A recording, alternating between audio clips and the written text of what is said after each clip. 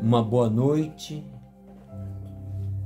e a paz do Senhor a todos os irmãos que estão do outro lado desse vídeo, tanto aqui no Google Meet, que nós estamos ao vivo, quanto no YouTube. Gostaria de lembrar aos irmãos que nos ajude dando seu like, compartilhando e se inscrevendo em nosso canal, o Despertar 607. Eu sou aqui o pastor Adilson Teles, estou aqui para falar essa mensagem dessa noite, para que o nome do nosso Senhor e Salvador Jesus Cristo seja exaltado para a glória de Deus. Nós acabamos de ler aqui a mensagem de Marcos 14, verso 66, onde fala sobre Pedro que nega Jesus. Amém? Glória a Deus.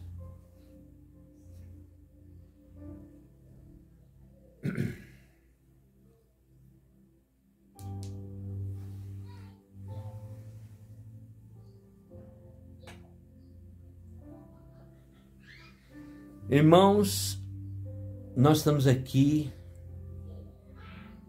neste momento para falar sobre essa palavra de Marcos 14, verso 66, que fala sobre a negação de Jesus por parte de Pedro. Vamos tentar entender a trajetória de tudo isto, o que realmente de fato ocorrera naquele momento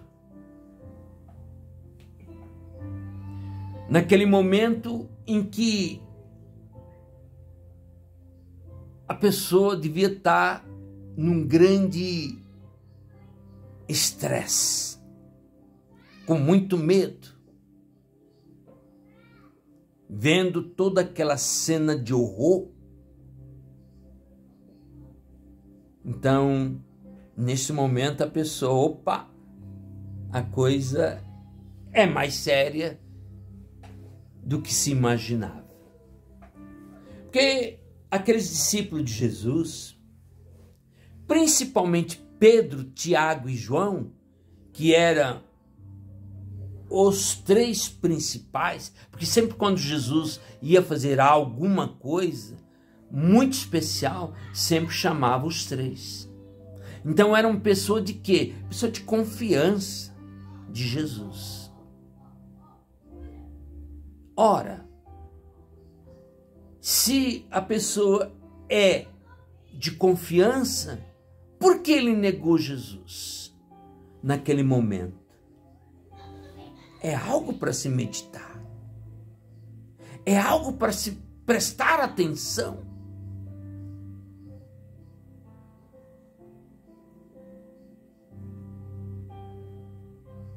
Naquele momento, Jesus ainda não tinha mandado o Consolador, o Espírito Santo. Porque isso só aconteceu depois dos 40 dias de Pentecostes. Então, aqueles homens que ali estavam, que eram seguidores de Jesus, viu todas as maravilhas que Jesus fez, os milagres, sinais, Jesus ressuscitando mortos, cegos vendo, aleijados andando, leprosos limpos, surdos ouvindo. Mas mesmo tudo isto não foi suficiente para eles terem aquela fé que Deus estava por detrás de todas as coisas. Eles não tiveram fé suficiente. Aconteceu um outro episódio, um pouco antes, quando Jesus foi orar no monte. E aqueles três, Pedro, Tiago e João, não conseguiram orar com Jesus porque eles dormiram. E foi tentado 3 vezes. E as 3 vezes que Jesus voltou, eles estavam dormindo. Então, na última vez, ou seja, na terceira vez, Jesus simplesmente disse: olha, o Filho do Homem será entregue. Talvez faltou fé. O que aconteceu? Qual o problema? Não eram os principais. Não eram os de confiança. Então, meus amigos, meus irmãos, a providência é algo muito sério. Eu sempre costumo dizer que existe uma luta entre as potestades espirituais, entre anjos e demônios. Então, muitas vezes, as pessoas terminam dando uma certa condição para que o inimigo venha usá-los, por não entender. A Bíblia diz assim: por não conhecer as Escrituras, é por isso que errais. As pessoas erram porque não conhecem a palavra de Deus. Eles acham que sabem, eles acham que conhecem, mas não conhecem. Muitas vezes colocam os pés pelas mãos. Mas Jesus precisava manter, porque quando Jesus percebeu que não seria possível fazer como originalmente ele gostaria que tivesse acontecido, naquele momento daquela oração, Jesus até disse para eles: será que vocês não podem orar comigo pelo menos por 1 hora? Jesus precisava daquilo. Algo poderia mudar. Aí a gente vai censurar eles? Não, a gente não pode fazer isso. Quantos hoje na nossa época trai o seu semelhante? Quantas vezes você já tomou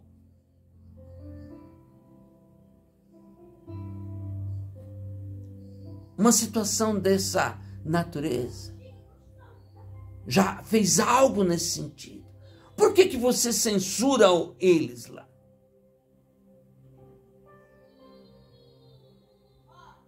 Será que você pratica verdadeiramente a palavra?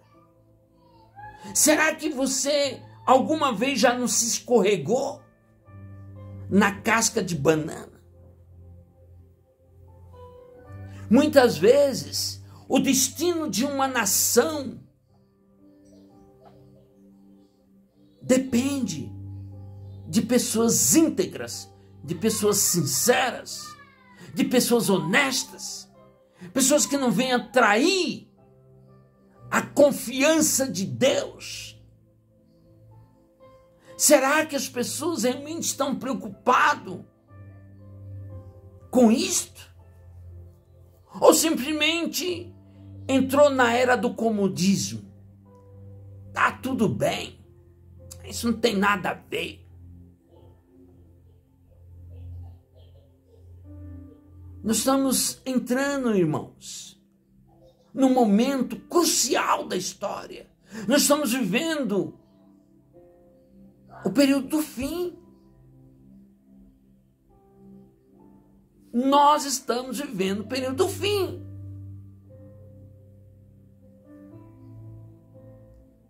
Será que as pessoas já se deram conta da gravidade da situação?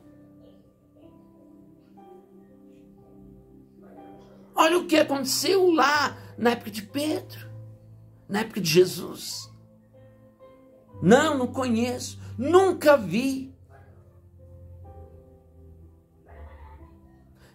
Depois que Jesus retornou ao terceiro dia, quando ele ressuscitou, aí sim eles começaram a ter a fé verdadeira. Até então, era um tal de faz de conta. Aí, depois dos 3 dias que Jesus foi morto, crucificado, desceu à mansão dos mortos e ressuscitou. E tomou a chave. Tomou a chave de quem mandava lá no inferno. Ele tomou a chave. Agora aqui quem manda sou eu. Por quê? Porque ele venceu o pecado. Ele venceu a intransigência. E muitas vezes as pessoas são colocadas em teste, são colocadas numa encruzilhada e fracassam. Fracassam, irmãos. Às vezes tem coisa em jogo. Quando a pessoa tem que passar por um teste. Você vê, por exemplo, aqueles 3 da época de Daniel. Daniel também tinha 3 pessoas. Sadraque, Mesaque e Abednego. Quando foi decretado, veja bem, quando foi decretado, para que todos se inclinassem para uma estátua, do qual Nabucodonosor colocou ali, todos tinham que se inclinar. Os 3 não se inclinaram. Eles simplesmente, não vou me inclinar, eu não posso fazer isso, porque se eu fizer isso, eu estou lutando contra o Deus Todo-Poderoso. E ele não se inclinou. Ele preferiu ir pelo caminho da morte. Mas ele não se inclinou para aquela situação. E quando ele foi jogado na fornalha, Deus os tirou da fornalha. Deus tirou. Então, o que Jesus queria fazer naquele momento era algo semelhante. Que as pessoas orassem, que aqueles 3 orassem completamente com Jesus, sem cochilar. Que tinha algo de importante no meio do caminho. Mas as pessoas não conseguem entender. Será que também nós não vamos passar por esse teste? Será que você está preparado para isto? Para passar num teste semelhante? Acusar os outros é fácil. Falar mal dos outros é fácil. Agora eu quero ver você. Eu quero ver eu. É isso que precisa entender. Falar mal do seu próximo é fácil. Falar do que eles não fazem é muito fácil. Mas e você? Você já parou para pensar nisso? Então é necessário entender o trabalhar de Deus. Deus aí não trabalha sozinho. Deus aí trabalha em conjunto com o homem. Deus aí trabalha em conjunto com o homem. Por isso, ali quando Pedro não assumiu, e Jesus avisou, antes que o galho cante, 2 vezes, você me negará 3 vezes.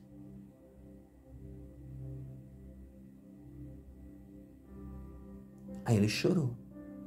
Lógico que depois de tudo isto, ele se redimiu. ele se arrependeu, e Deus é misericordioso. Tanto que diz a história que quando ele foi levado para ser crucificado, ele falou assim: eu não sou digno de ser crucificado, como o meu mestre foi. E foi crucificado de cabeça para baixo.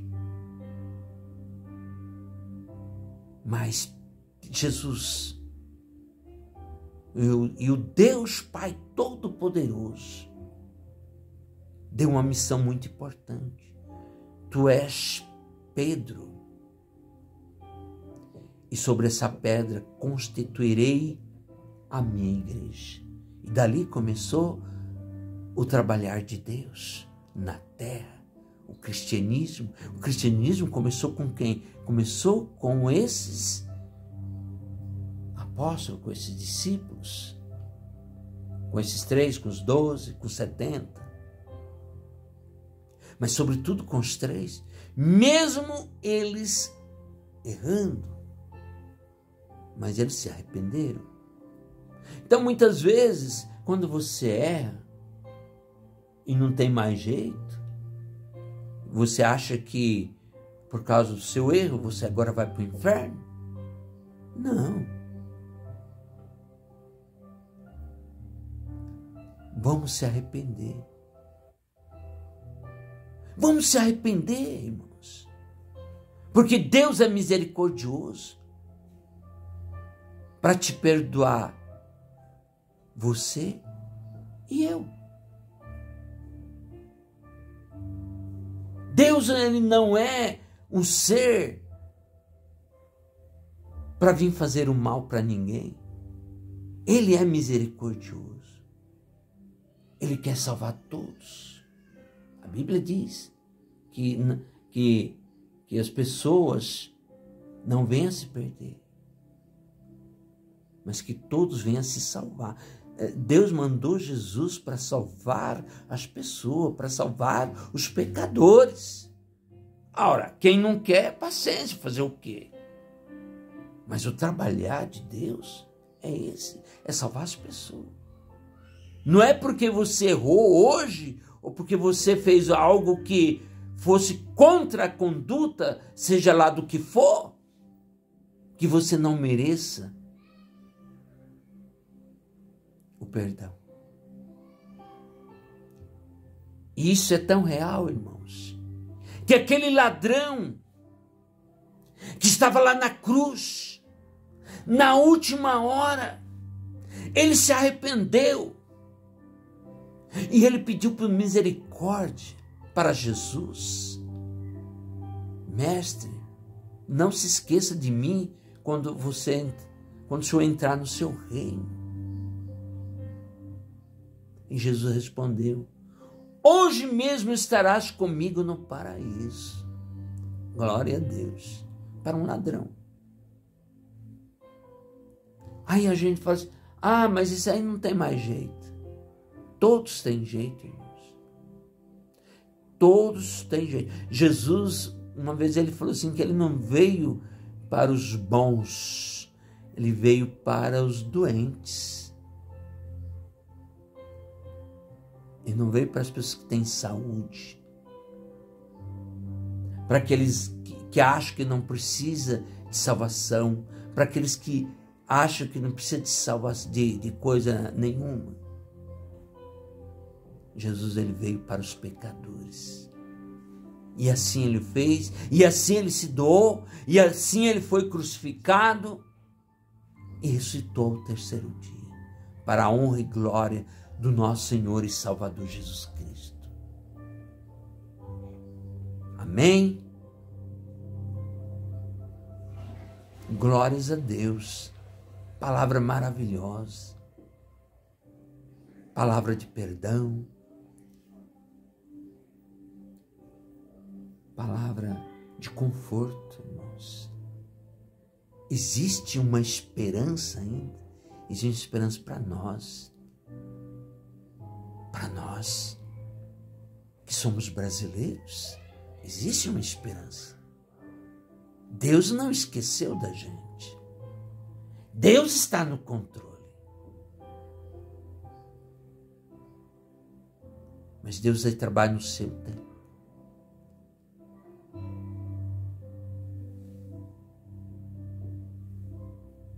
Amém? Glória a Deus. Irmãos, dê o seu like. Não se esqueça. E também não se esqueça de se inscrever. Ok? Amém? Glória a Deus. E compartilhe também. E que Deus possa abençoar todos os irmãos poderosamente.